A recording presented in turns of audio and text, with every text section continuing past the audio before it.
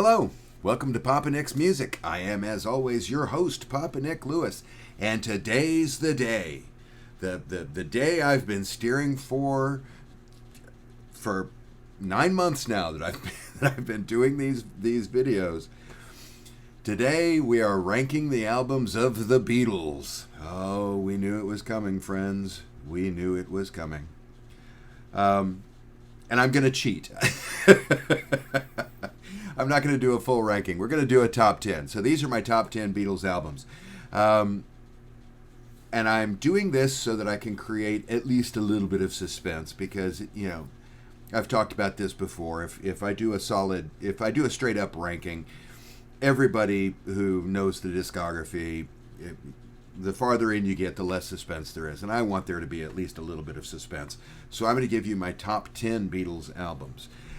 As always, since this is a top 10 list, our unofficial sponsor for Papa Nick's Top 10 series is Schoefferhofer beer. That's good beer. That's good beer. I mean, come on. Grapefruit soda and beer mixed together. Oh, wonderful stuff. I first came across Schoefferhofer on a Disney World trip. I'm a big fan of Disney. And it was during the Epcot Wine and Food Festival. And they had a kiosk set up in the Germany pavilion where they were cranking those things out, and boy howdy, I've been hooked ever since. So we're going to talk about, he said, getting back to the point, we're going to talk about my top 10 Beatles albums. Before we get into that, the subjectivity notice. All artistic appreciation is inherently subjective. There is no such thing as objectively good and objectively bad music. It surprises me that I still feel like I have to talk about this. There is only music that I like, music that I do not. There will be decisions I make that you disagree with, and that is fine. As long as we agree going into it that neither one of us is right or wrong, we just have different tastes, then it's a wonderful conversation. As soon as one of us starts thinking that we have to be right or wrong, that's when shit goes off the rails. So let's not do that. This is how I would rank them, and I don't think there are a whole lot of surprises on here. There are a couple of minor surprises. But here's how I'd rank them. Now, when I first started doing this, I've gone back, I've listened to the albums again, and I was just, before I listened to them, I was like, okay, I'm going to do a quick shuffle. I think this is roughly how they'll pan out. And as I was listening, I realized there were albums that I thought I would be placing much higher. No, I needed to have these other ones higher. And I was struggling to try to find a way to rank these things, to differentiate them. And I finally came up with what I call the GHS ratio. The GHS ratio. GHS stands for Gotta Have Song. These are the songs that I gotta have. If I'm making my list of my top 40 Beatles songs, coming soon to a YouTube channel near you. If I'm making my list of the top 40 Beatles songs, these are the songs that have got to be on that list. These are the contenders for that list. I got to have these songs. These are the songs that are the reason why I'm a Beatles fan in the first place. Because I am a Beatle. This actual copy of Rubber Soul is the first album that I bought with my own money. Okay? I've been a Beatles fan almost literally all my life. One of my earliest memories is when I was 5, reading the label on the, I think it was Hey Jude single. Yeah, it had to be Hey Jude because I was 5. That came out when I was 5. So I have always been a Beatles fan. I've always loved these albums, and I've always had this kind of, okay, I like this one, I like that one, I like this one, I like that one. And then when I was listening to them, I realized that the way I had shuffled them was off kilter. The GHS ratio saved me there. What I've done is I've gone through and I have supplemented my original rank by what I'm calling the GSH ratio, which is the number of gotta have songs divided by the total number of tracks on that album. The higher the GHS ratio, the higher I should be ranking the album. That's the logic. And it gave me a top 10 that I'm actually pretty interested in here. So before we get into this top 10, I want to tell you right off the bat that I've excluded 2 albums from consideration. Actually, more than that, but I'm excluding Yellow Submarine. When we rank albums here at Papa Nick's Music, and this started as a ranking video, when we rank albums here at Papa Nick's Music, we do not include soundtracks and we do not include EPs. And when you get rid of the George Martin movie music on side 2, you're left with an EP, especially if you just look at the songs that are new original release on this. You're talking 4 songs. That is not an album. It does not deserve to be on the list. It is not on my list. That being said, one of the 4 songs on here, Hey Bulldog, oh my God, that's a gotta have song. I love Hey Bulldog. The other album from the original run is this thing, Past Masters. We're not including this. This is a compilation. Compilations don't count. Which is also why we're not including the anthologies. It's why we're not including the number ones thing that they did. We're not including Beatles Love. We're not including any of that stuff. That's all compilation rehash stuff. Doesn't count. We're just dealing with the original studio albums between Please Please Me from 1963 and Let It Be from 1970. All right, that's our field, not counting Yellow Submarine. Okay, we ready? Coming in at number 10. We actually have a pretty strong ratio of gotta have songs on here. Half of the songs on this album are gotta haves, but it falls a little bit because the other half are songs I'm really ambivalent towards, and that is 1964's Beatles for Sale. No Reply is a winner. I'm a Loser is a winner. Babies in Black's a winner. Rock and Roll Music. I'll Follow the Sun is a winner. Mr. Moonlight. Right? I mean, that's feast or famine. That's what we have with Beatles for Sale. Okay, I'm slightly overstating it. I would rather hear the Beatles do Mr. Moonlight than most other groups doing their greatest hits. But yeah, by the standards of the later works, there's a lot of filler on this thing. So number 10, Beatles for Sale. Number 9, when I first did this ranking, this one was pretty low down. But then the more I started looking at things like the Gotta Have It songs, it started creeping up. And that is 1965's Help. Help, great song. You've Got to Hide Your Love Away, brilliant song. I Need You, great song. Ticket to Ride, brilliant. You Like Me Too Much, I like that. I think that's one of George's better tunes.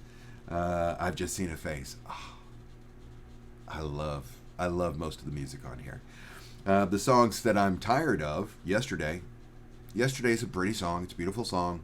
I don't need to hear it anymore.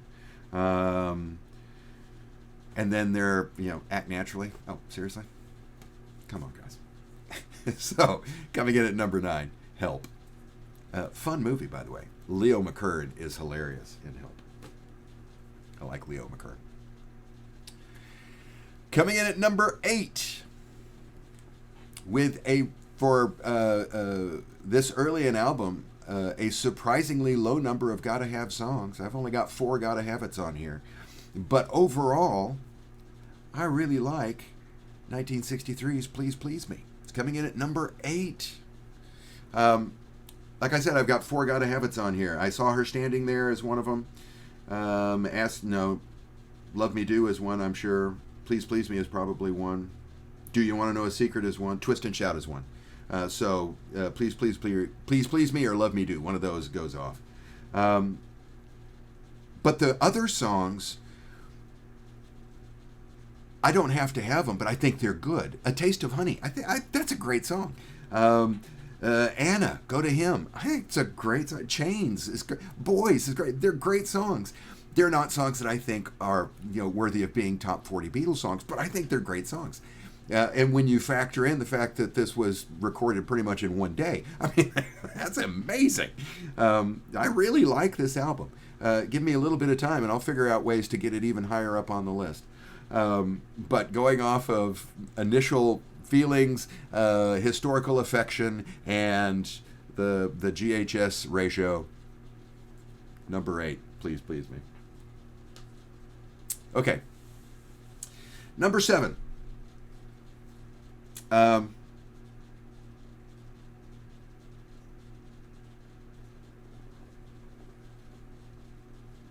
honestly don't know if I've got this ranked in a way that most people will agree with or not.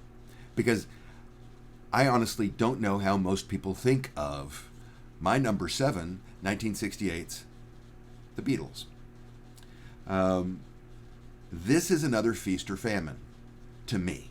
There are really good songs on here. In terms of the gotta have it grand total per album, this one's got the most gotta have songs out of all of their albums. It obviously would. It's a double album, for God's sake. You've got twice as many songs on here to pick from.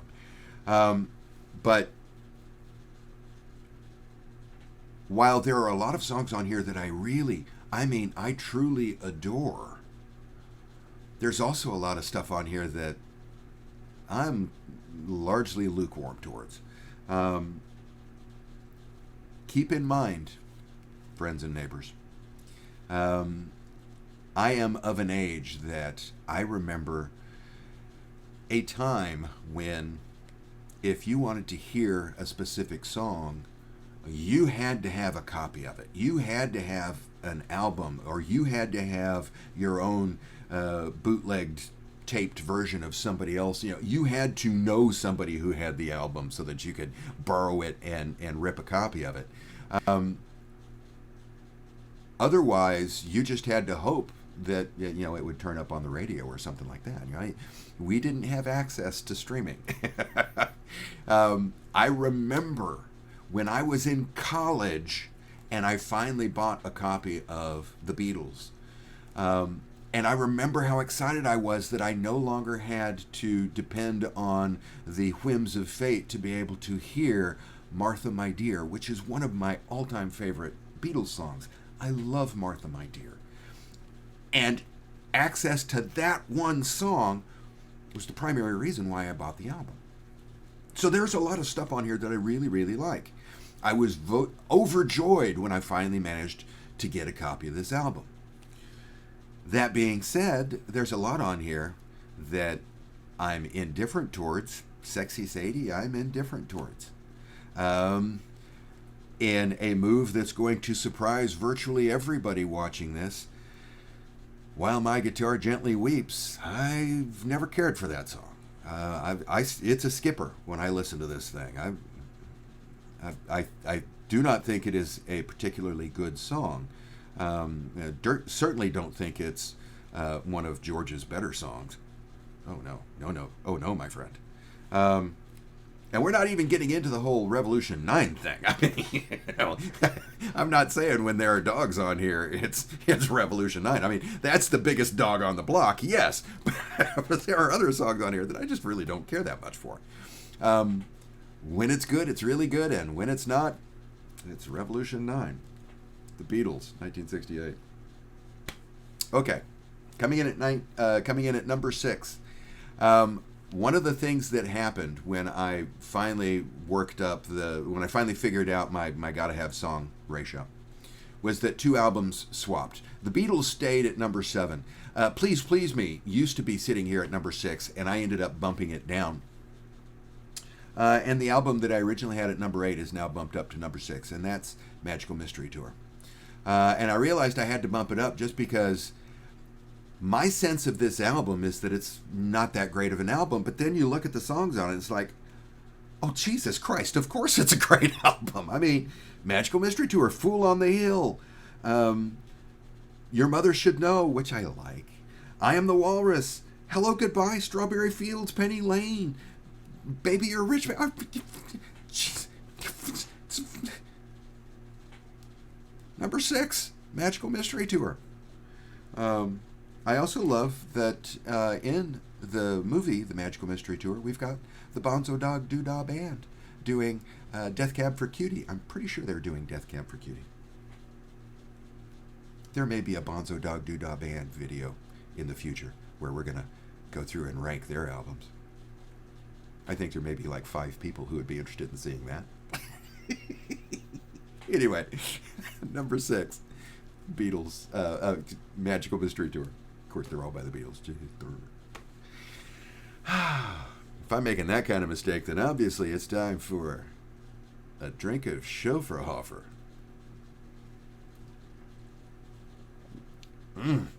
That's good beer. Okay, we ready for the top 5? Coming in at number 5.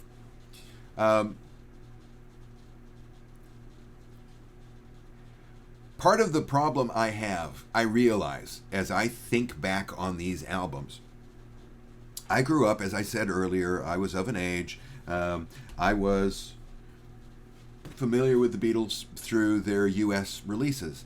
And so when I think of certain albums, they have a certain track listing. I don't think of Please Please Me as an album, for example, because no, when I was young, we had Meet the Beatles, we had the early Beatles, which was a collection of some of the covers off of Please Please Me, right?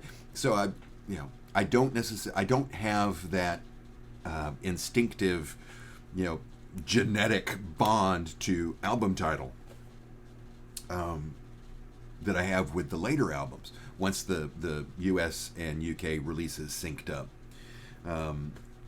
And so I think my sense of A Hard Day's Night is slightly askew because of that. I've got it at number 5. It's the gotta have song rank is 5, so the average rank is 5, so that means I had it in the 5 slot to begin with. The bulk of the songs on here I really like. I've got 8 of the 13 songs are gotta have songs. I mean, I think it's a brilliant album. And I'm not sure why it dips as low as it does. I've got it at number 5. It's not like it's scraping the bottom of the barrel or anything like that. But as I look at the songs, I think this ought to be higher than it is until I look at the albums that I've got in front of it. We've got my Gotta Have songs. Hard Day's Night. I Should Have Known Better. Oh, one of my favorite songs. If I Fell. Tell Me Why. I've always loved. Can't Buy Me Love. I've always loved. I'll Cry Instead. The Things We Said Today. I love this album. Love this album. Okay. If you had asked me before I started doing all this, what's your favorite album by the Beatles? I would have thought, okay, that one, which we have yet to talk about. Oh, maybe that one. Ooh, maybe that one. And that third, maybe that one, is the one that I've actually got coming in at number 4.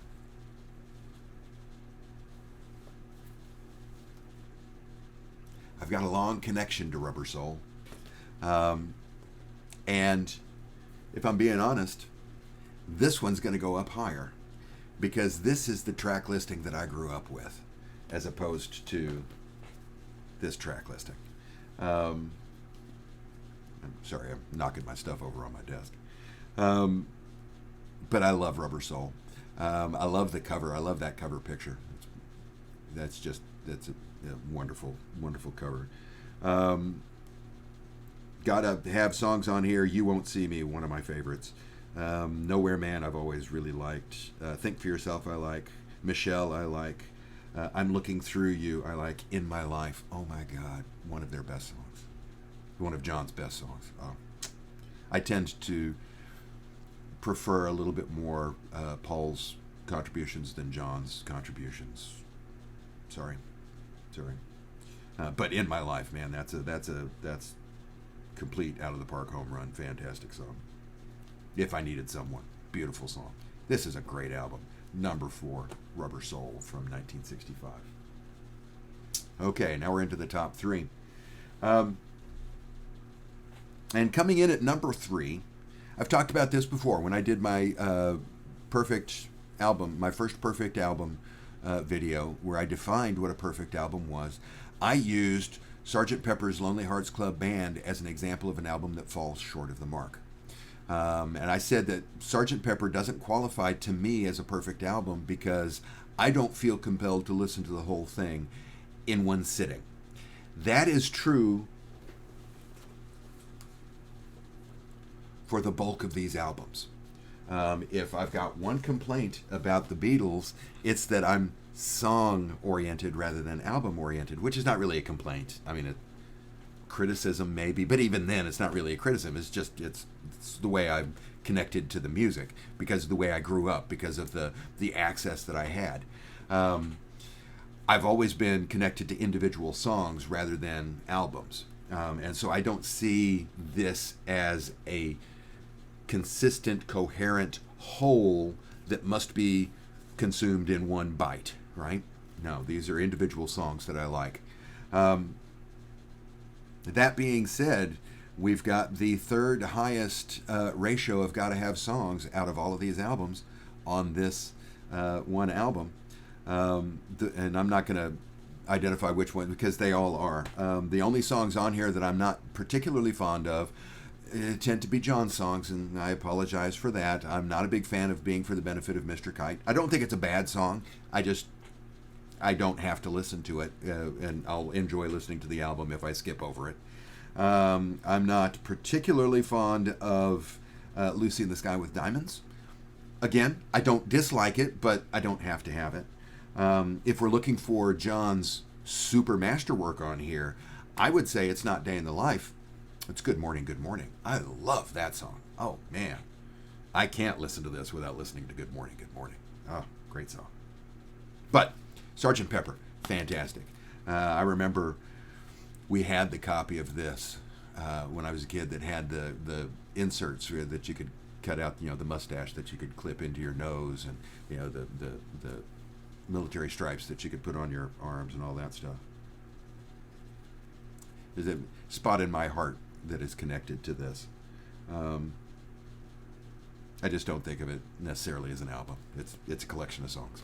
So it's unfair, but that's the way it is. Now,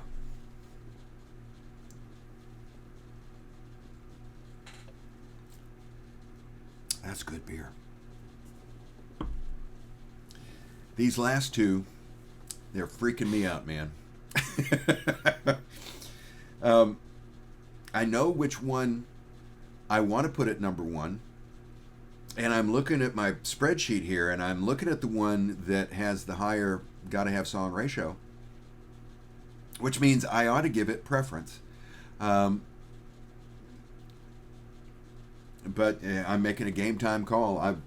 I originally had my number, the one I'm about to give you as number 2, was originally my number 1, but I've bumped it back down to number 2. And that is Revolver. Revolver's a great album. Again, when I think of Revolver, I think of the U.S. issue. I don't think of this one, but it's great. It's got some fantastic songs on it. She Said, She Said. If we're looking for John songs, Tomorrow Never Knows. If we're looking for John songs, Jesus Christ, that one's fantastic. It's got Good Day Sunshine, For No One, Taxman. Oh man. George did really well on this one. We've got Taxman and I Want to Tell You, both of which are fantastic.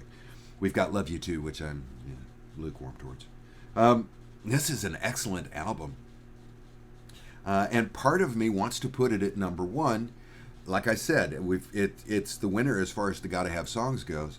12 of the 14 songs are Gotta Haves, whereas on my other, only 10 of the 14, they aren't numbered on here, and I don't want to count them. So this one actually has a higher number of Gotta Have songs on it.